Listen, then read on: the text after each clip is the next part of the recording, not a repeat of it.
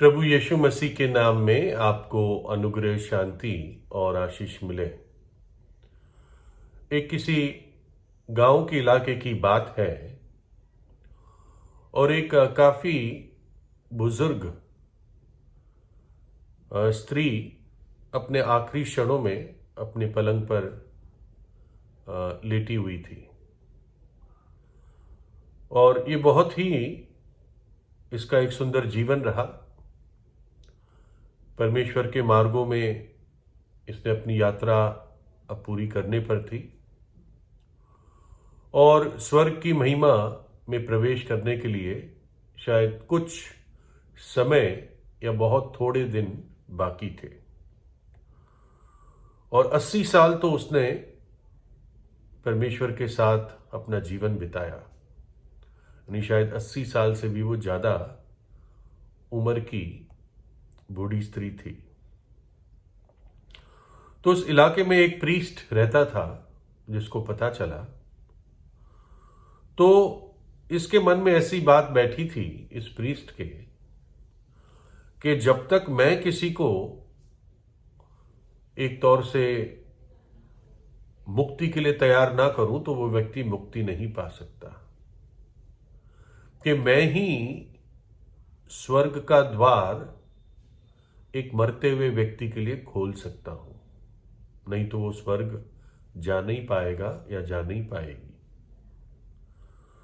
तो जैसे उसको पता चला कि मेरे इलाके में रहती है, तो ये प्रीस्ट उसके घर चला गया और कहने लगा कि माता जी, मैं आपको छुटकारा देने के लिए आया हूं। तो वैसे ही वो कमजोरी में थी और बहुत सीधी सादी स्त्री थी, तो उसने अपनी खरेपन में, अपने बहुत सीधे मन से पूछा कि इसका अर्थ क्या, आप क्या कहना चाह रहे हैं। तो वो प्रीस्ट बोला कि मैं आपके पाप क्षमा करने आया हूं। तो वो माता जी बोली, अच्छा अपना हाथ दिखाओ मुझे।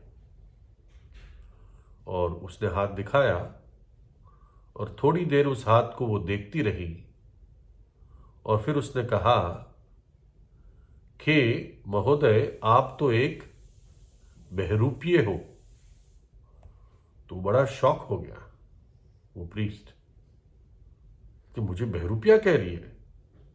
बोली, हां, तुम एक बहरूपीय हो, क्योंकि जिस व्यक्ति ने मेरे पाप क्षमा कर दिए हैं उसके हाथ में कील के निशान है। और ये बात सच है कि प्रभु यीशु मसीह के बारे में भविष्यवाणी 1000 वर्ष पहले हुई थी कि उसके हाथों और पैर में कील ठोकी जाएगी। और ये भजन 22 में हम पढ़ते हैं, ये भविष्यवाणी है जो अनुभव प्रभु यीशु, जिस अनुभव से वो गुजरता। क्योंकि कुत्तों ने मुझे घेर लिया है, कुकर्मियों की मंडली मेरी चारों ओर मुझे घेरे हुए हैं, वो मेरे हाथ और मेरे पैर छेदते हैं। यानी इन कीलों के जरिए क्रूस पर टांगा जाना, इसकी भविष्यवाणी करीब 1000 वर्ष पहले हो रखी थी। एक झोले के मारे हुए व्यक्ति को प्रभु यीशु ने इस प्रकार कहा, मरकुस 2 में है, जब यीशु ने उनका विश्वास देखा तो उस झोले के मारे हुए व्यक्ति से कहा, बेटे, तेरे पाप क्षमा हुए। लेकिन वहां पर कुछ धर्मगुरु बैठे थे जिन्होंने अपने मन ही मन में सोचा, अरे ये व्यक्ति तो मुंह से निंदा करता है और परमेश्वर को छोड़ कौन पाप क्षमा कर सकता है। यह आदमी कैसे बोल सकता है, इसके पास क्या हक है, क्या अधिकार है। जब प्रभु यीशु लोगों के पाप क्षमा करता था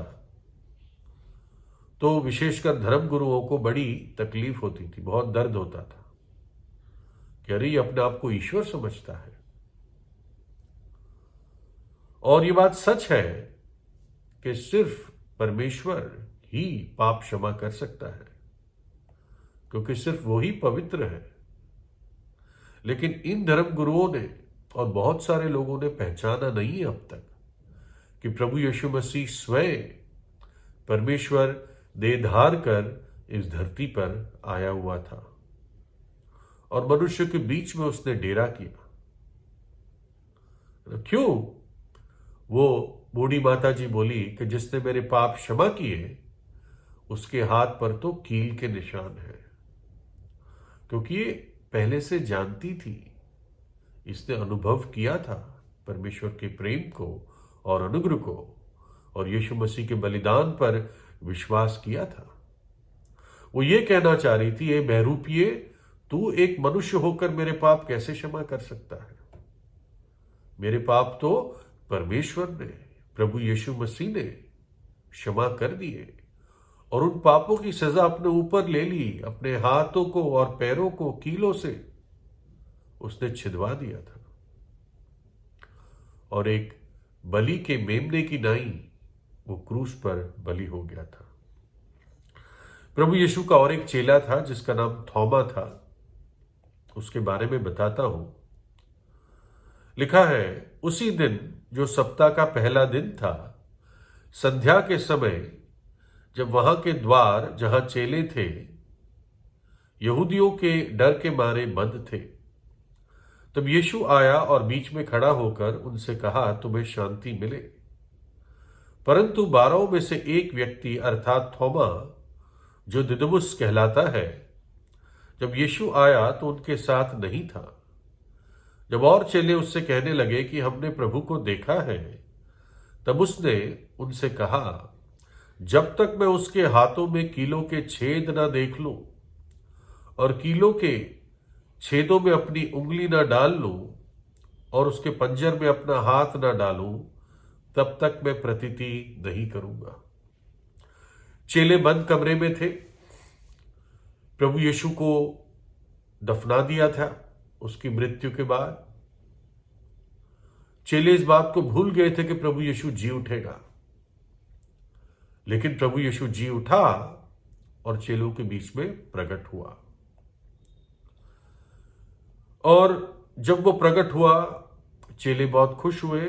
तब एक चेला नहीं था।